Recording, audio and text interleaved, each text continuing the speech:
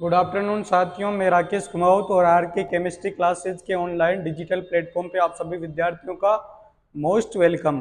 Class 10th में हम chapter number first पढ़ रहे थे जिसका नाम था अपने पास केमिकल रिएक्शंस एंड इक्वेशंस। इसमें हम डिस्कस करने वाले हैं अब टाइप्स ऑफ केमिकल रिएक्शंस के बारे में। तो टाइप्स ऑफ केमिकल रिएक्शन में अपने पास फर्स्ट नंबर पे रिएक्शन है कॉम्बिनेशन रिएक्शन। उन इसको शॉर्ट में हमने देख लिया था लास्ट क्लास में। अब आज हम डिटेल में इसका डिस्कस करेंगे। तो फर्स्ट रिएक्शन है अपने पास कॉम्बिनेशन रिएक्शन। क्या है बच्चों?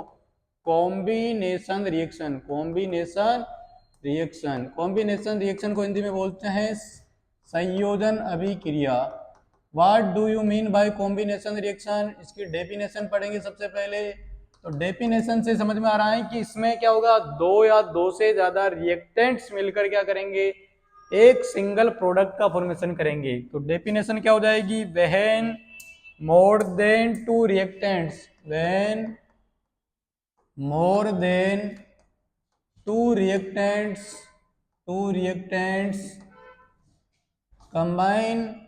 combine with each other, combine with each other and form and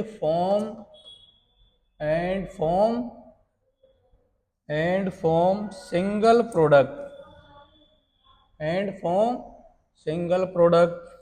तो सिंगल प्रोडक्ट बनेगा अपने पास एंड फॉर्म सिंगल प्रोडक्ट। समझ में आ रही है बात? लाइक एज देखो, अपने पास लास्ट क्लास में हमने आपको ऐसा बताया था कि ये अपने पास एक रिएक्टेंट था ए, दूसरा रिएक्टेंट था बी, ये आपस में कंबाइन होकर क्या बनाए, सिंगल प्रोडक्ट सी बनाया।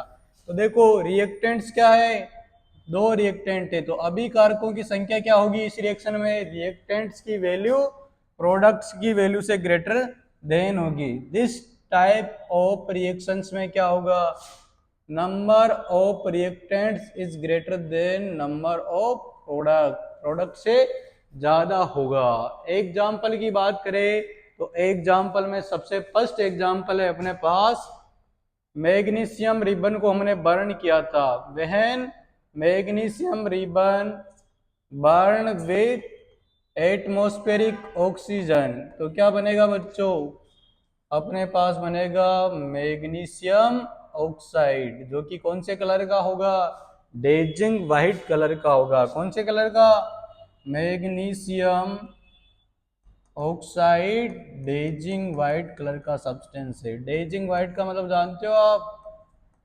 पाउडर, सफेद रंग का पाउडर, डेजिंग पाउडर। कौन से कलर का, व्हाइट कलर का। व्हाइट कलर का मतलब सफेद रंग का है। समझ में आ रही बात? और कौन सी फेज में होता है, सॉलिड फेज में। अब यहाँ पे ऑक्सीजन को बैलेंस करेंगे तो यहाँ पे 2 लगाएंगे तो मैग्नीशियम इनबैलेंस होगा जाएगा, तो यहाँ पर भी 2 हम लगाएंगे। तो यहाँ पर हम क्या करेंगे, burning of magnesium ribbon, burning of magnesium ribbon. आगे ऊपर पढ़ रहे हैं, अब बैठ जाओ। Burning of magnesium ribbon, first example क्या हो गया अपने पास, फर्स्ट एग्जांपल हो गया burning of magnesium ribbon, burning of magnesium ribbon. आ रही बात समझ में?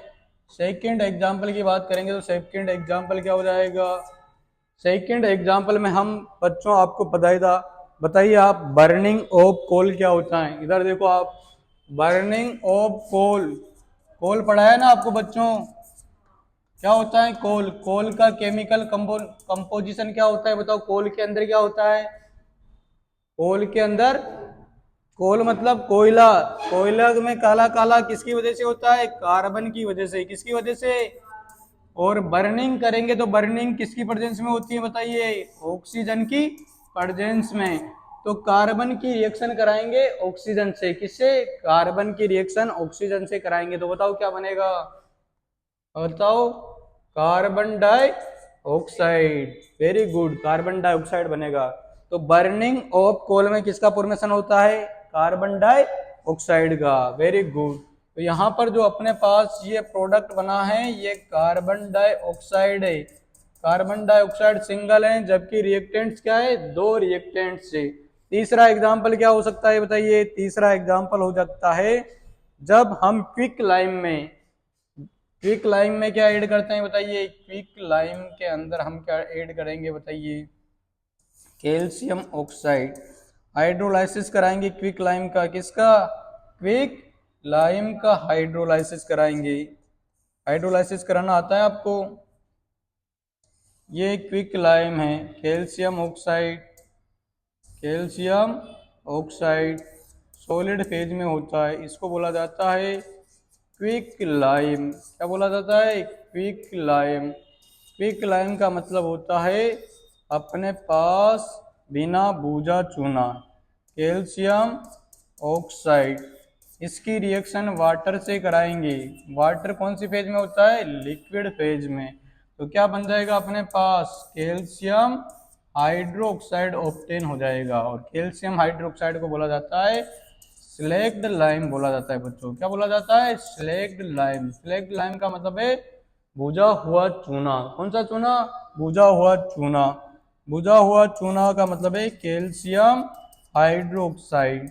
आपने देखा होगा गांव में पहले मकान बनाते थे, किसके बनाते थे? चूने के। आजकल भी गांव में अधिकतर मकान किसके बने हुए हैं?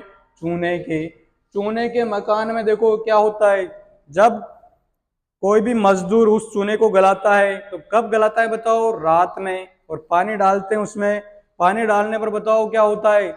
जैसे ही चूने में पानी डाला तो तुरंत उसके अंदर उतर जाएगा क्या आदमी मजदूर?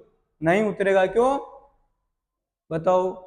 जैसे सीमेंट में तो आदमी उतर देता है, उसको ये कर लेता है, क्या कर लेता है? फैला देता है। लेकिन चूने में उतर सकता है क्या आदमी पानी डालते ही? क्यों?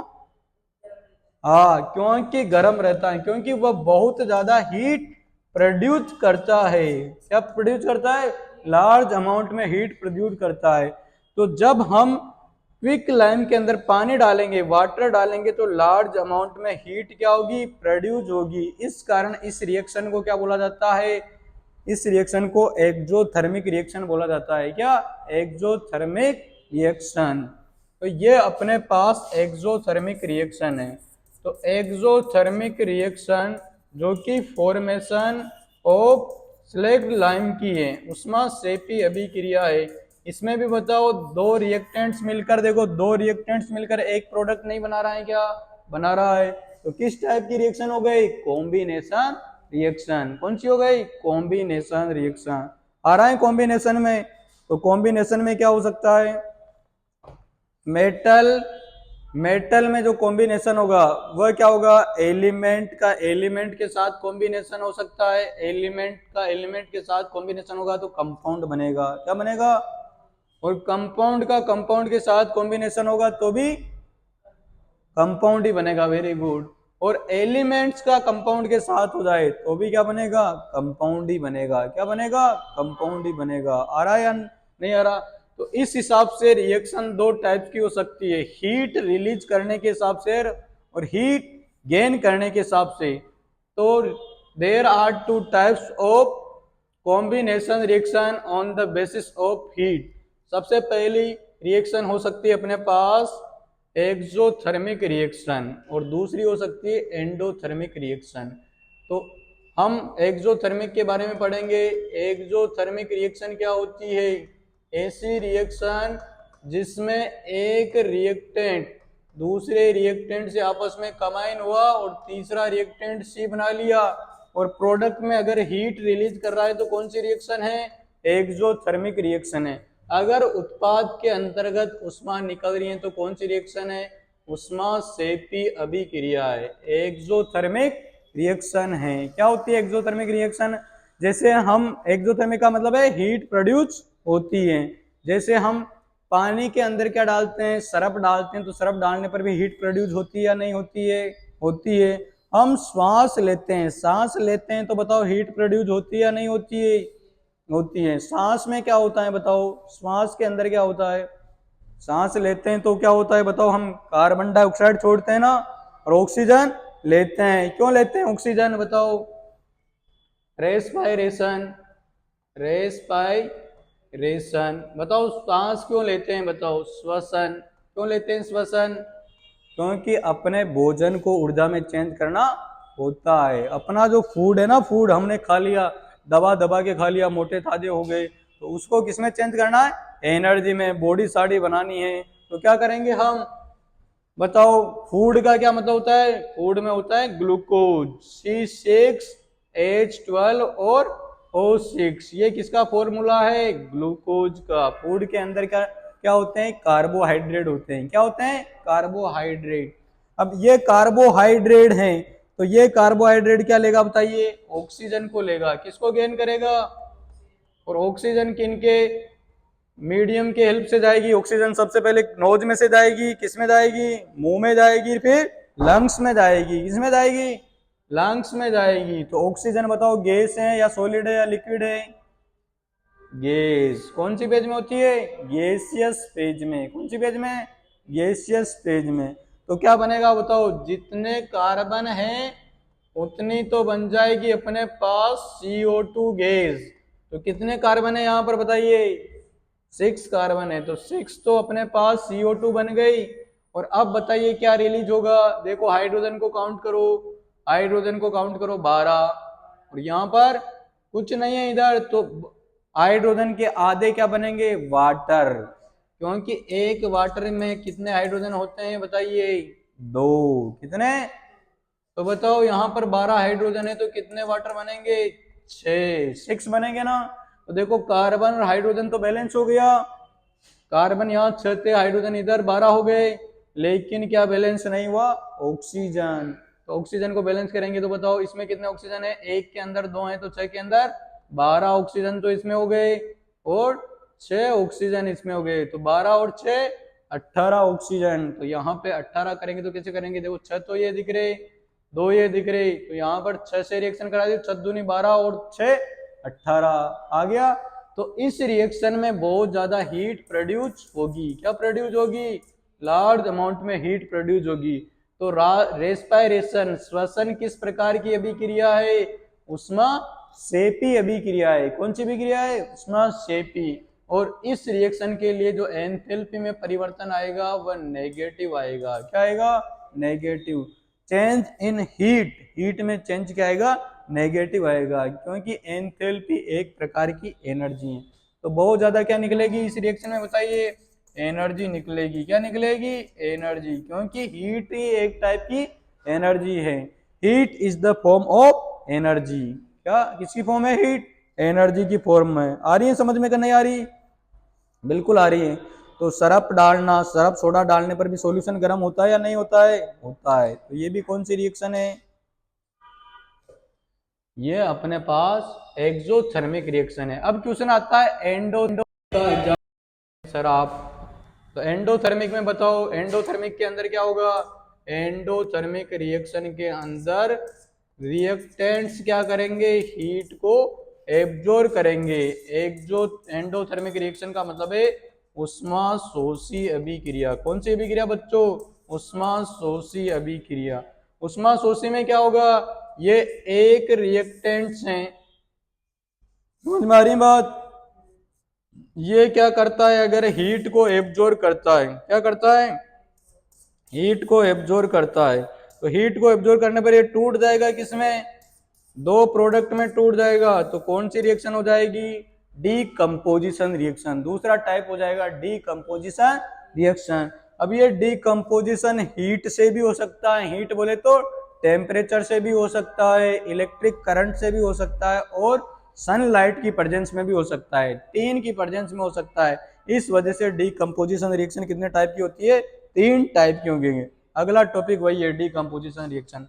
तो हम देखो आपको बता रहे हैं CaCO3 है, कैल्शियम कार्बोनेट, जो कि कौन सी फेज में होता है, सॉलिड फेज में होता है, जिसको क्या बोलते हैं, मार्बल भी बोलते हैं। क्या बोलते हैं, मार्बल।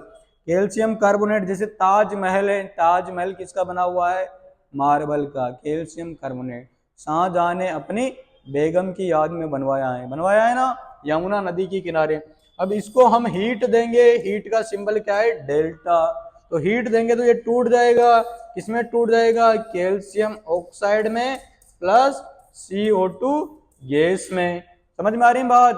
तो कैल्शियम ऑक्साइड तो अपने पास क्या हो गया, क्विक लाइम, और CO2 क्या हो गई अपने पास, कार्बन डाइऑक्साइड।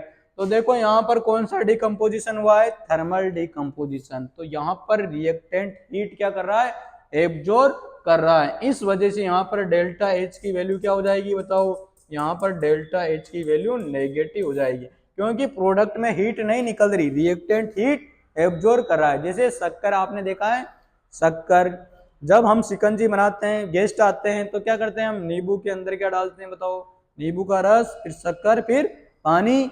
पानी डालते हैं तो पहले से पानी ठंडा लगता है या नहीं लगता है, लगता है। मटकी का पानी लेते हैं और हम पीते हैं तो क्या लगता है, और शानदार लगता है। क्यों लगता है, क्योंकि शुगर ने हीट को क्या कर लिया, एब्जॉर्ब कर लिया, नमी को क्या कर लिया, सोख लिया, तो और ज्यादा ठंडी हो गई। समझ में आ गई बात। इस वजह से अगर शक्कर को पानी में घोलेंगे तो कौन सी रिएक्शन हो जाएगी, एंडोथर्मिक हो जाएगी। और एंडोथर्मिक के केस में डेल्टा एच की वैल्यू क्या होती है, नेगेटिव होती है। तो दूसरी टाइप की रिएक्शन पढ़ेंगे हम, डीकंपोजिशन रिएक्शन। सारी की सारी डीकंपोजिशन रिएक्शन किस टाइप की है, एंडोथर्मिक है। जबकि एक्सोथर्मिक में कौन कौन सा एग्जांपल बताओगे आप, एक्सोथर्मिक में एक तो पिक लाइम से स्लैग्ड लाइम बनाना, और दूसरा बताओगे रेस्पायरेशन। रेस्पायरेशन का मतलब जानते हो, जब ग्लूकोज ऑक्सीजन के साथ रिएक्शन करेगा तो किसमें कन्वर्ट हो जाएगा, कार्बन डाइऑक्साइड में एंड वाटर में कन्वर्ट हो जाएगा। समझ में आ रही है बात। तो ये आपको समझ में आना चाहिए, ये अपना आज का टॉपिक था। ठीक है, अब कल हम डिकम्पोजिशन रिएक्शन के बारे में पढ़ेंगे। 12th क्लास के जो भी ऑनलाइन स्टूडेंट है वह इस चैनल को ज्यादा से ज्यादा सब्सक्राइब करे। Thank you. जाके आप फटाफट। तो अपनी सेकंड रिएक्शन है decomposition reaction. Decomposition reaction second क्या है, डीकंपोजिशन रिएक्शन। हिंदी में बोले तो वियोजन अभिक्रिया। कौन सी अभिक्रिया है बच्चों, वियोजन अभिक्रिया। अब वियोजन रिएक्शन या वियोजन अभिक्रिया में क्या होगा बच्चों, वियोजन अभिक्रिया में अपने पास एक रिएक्टेंट्स दो या दो से ज्यादा सिंपल प्रोडक्ट में टूट जाएगा। तो हम डेफिनेशन लिखेंगे यहाँ पर। डेफिनेशन क्या होगी, व्हेन one reactants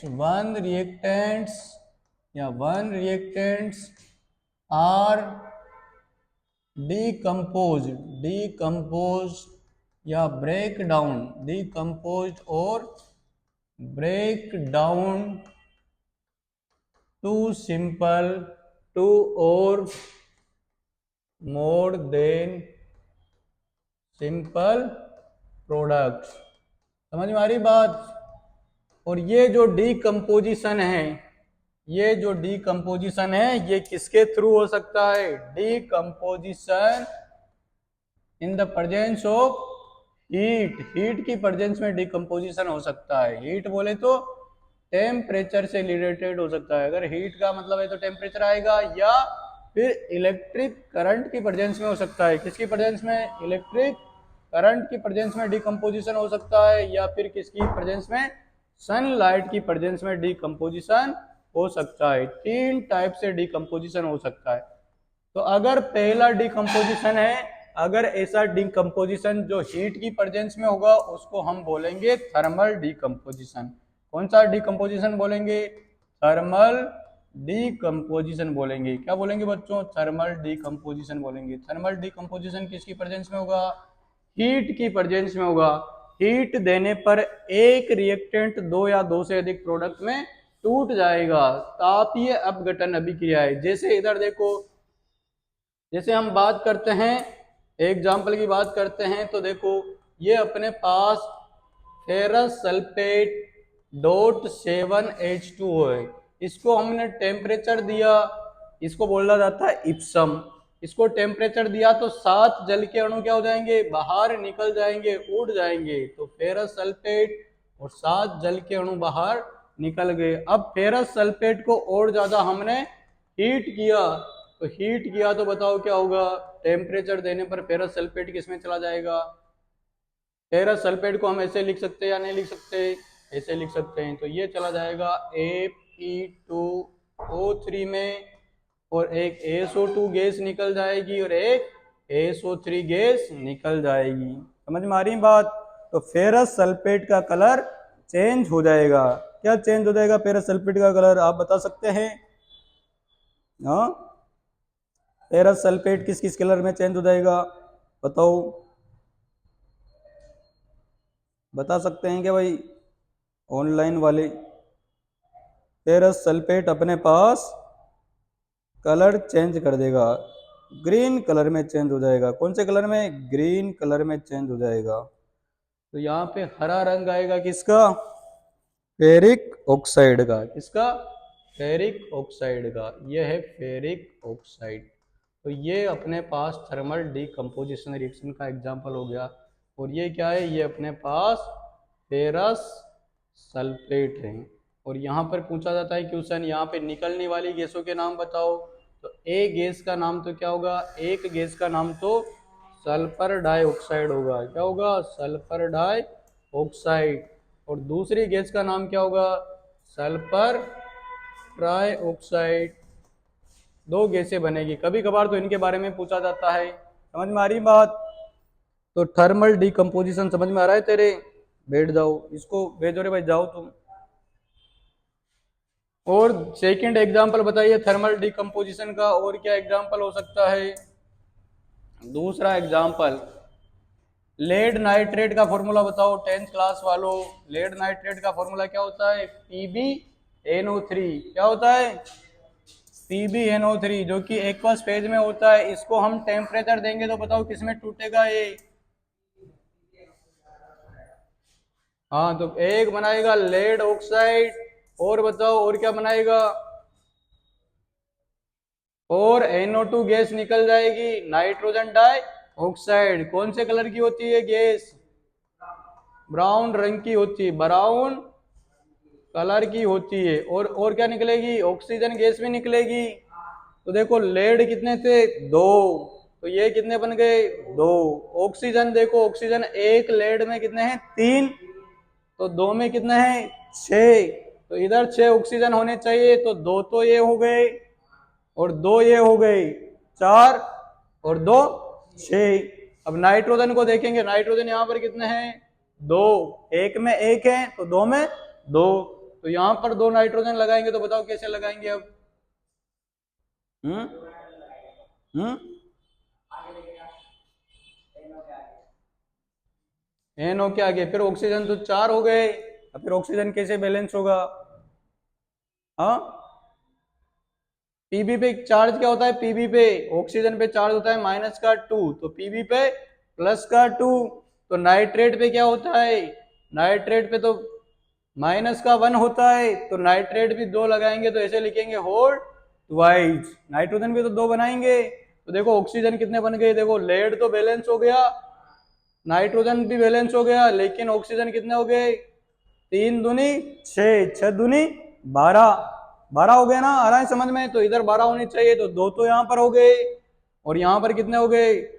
यहाँ पर हो गए 4, 2 और 4, 2 दूनी 4, 4 2 6। अब कितने बचे ना? 6 ही बचे क्या? अरे कितने बचे बताओ? ऑक्सीजन को बैलेंस करो भाई।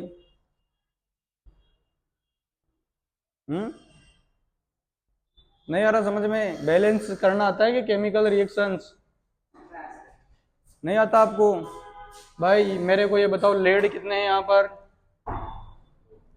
2। यहाँ पर भी लेड 2 हैं, तो लेड बैलेंस हो रहा है। क्या बैलेंस हो रहा है? ये देखो, ये देखो, ऐसे करते हैं रिएक्शन को बैलेंस। 10th क्लास में पढ़ के आए हो आप। यहाँ तो लिखा जाता है तत्व। तत्व कौन कौन से हैं?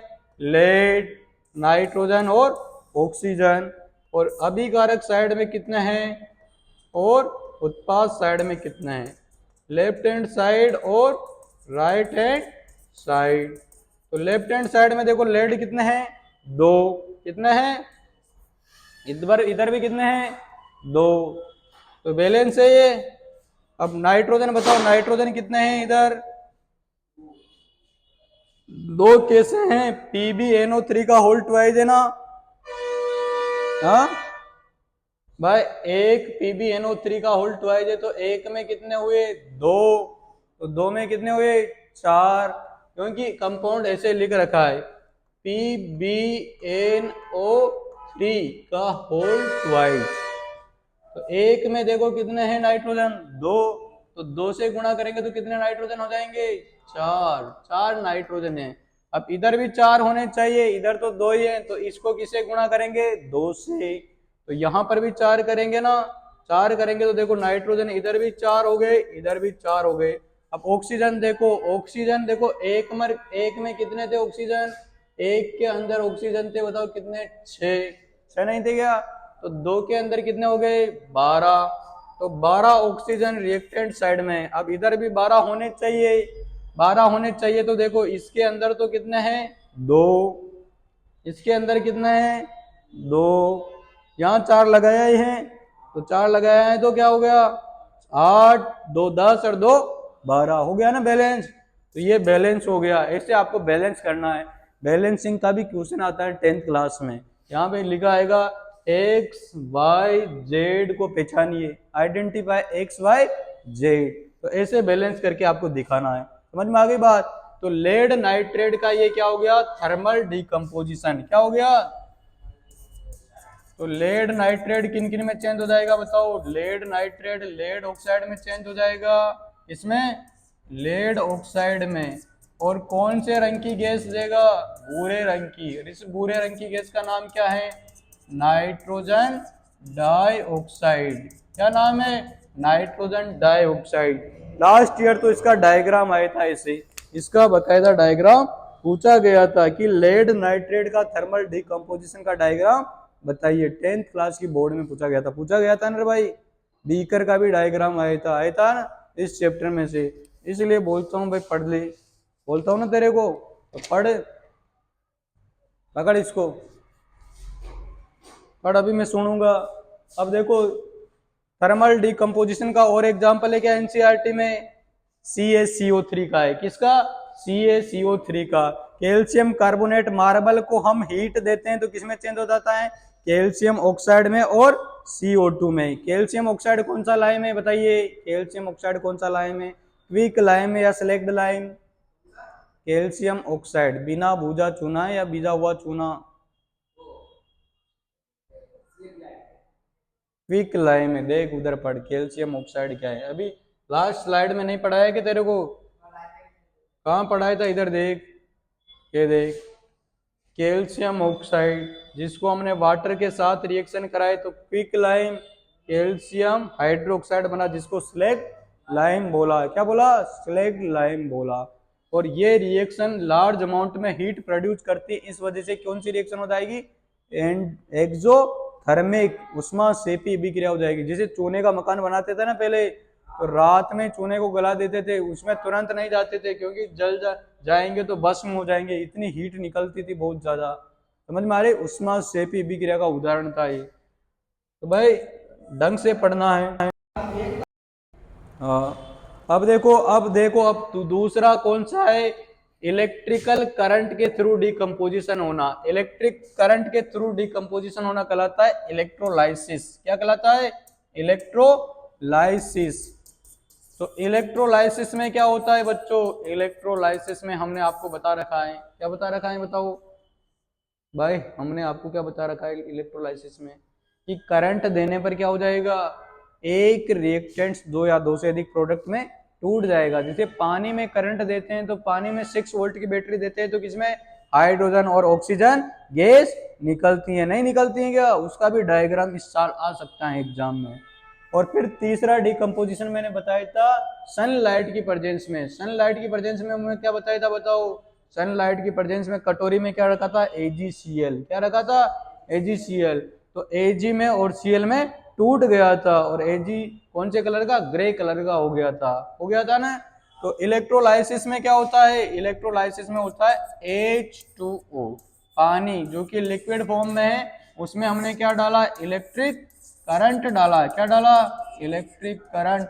और इलेक्ट्रिक करंट डालने पर क्या हो जाएगा, hydrogen gas plus oxygen gas बनेगी, बनेगी या नहीं बनेगी, बनेगी। अब यहाँ पर 2 इसलिए लिए हैं क्योंकि ऑक्सीजन 2 बन रही है बैलेंस करने के लिए, लेकिन हाइड्रोजन यहाँ पर 4 हो गए तो यहाँ पे बैलेंस करेंगे तो यहाँ पर क्या हो जाएगा, 2 से मल्टीप्लाई हो जाएगा। तो हाइड्रोजन गैस के जो बुलबुले निकलेंगे वह डबल रेट से निकलेंगे। कितने रेट से निकलेंगे, डबल रेट। तो हाइड्रोजन गैस जो बनेगी वह डबल रेट से बनेगी। ऑक्सीजन गैस क्या बनेगी बताओ, ऑक्सीजन गैस सिंगल बनेगी। जैसे हाइड्रोजन गैस अगर 15 ग्राम बन रही है तो ऑक्सीजन कितना बनेगा, 7.5 ही बनेगा, आधा ही बनेगा ना। वह देखो डायग्राम देखो, H2O का डायग्राम, मग्गे का डायग्राम देखना है। तो देखो यहाँ पर हमारे को बताओ H प्लस OH में जाएगा, तो प्लस पर क्या होता है बताओ, प्लस कहाँ पे जाएगा, प्लस जाएगा कैथोड पर। किस पर जाएगा, तो कैथोड पर तो हाइड्रोजन गैस निकल रही है, देखो हाइड्रोजन गैस निकल रही है। और एनोड पर कौन सी गैस निकल रही है, ऑक्सीजन गैस। और हाइड्रोजन गैस डबल मात्रा में निकलेगी किससे, ऑक्सीजन गैस से। उसकी देख लो वहां पे डबल बुलबुले हैं। और तीसरा है अपना पास सनलाइट की प्रेजेंस में, उसको बोला जाता है फोटोकेमिकल डिकम्पोजिशन। क्या बोला जाता है, फोटोकेमिकल रिएक्शन भी बोला जाता है। फोटोकेमिकल रिएक्शन में क्या होता है, 2AgCl जो कि कौन से कलर का होता है, व्हाइट कलर का होता है। कौन से कलर का, व्हाइट कलर का। इसमें क्या करेंगे बताओ, इसके अंदर हम क्या डालेंगे बताओ, सनलाइट। सनलाइट का मतलब जानते हो, सूर्य का प्रकाश। यहाँ से सनलाइट आएगी अपने पास, तो ये किस में टूट जाएगा, 2Ag में और Cl2 गैस में। और ये Ag कौन से कलर का हो जाएगा, ये ग्रे कलर का हो जाएगा। कौन से कलर का, ग्रे, मटमेला हो जाएगा। और AgBr का यूज किसमें किया जाता है, AgBr का यूज किसमें किया जाता है बच्चों, बताओ, तुम बताओ रे भाई 10th क्लास वालों। AgBr का यूज किसमें किया जाता है, ब्लैक एंड व्हाइट फोटोग्राफी में। किसमें, ब्लैक एंड व्हाइट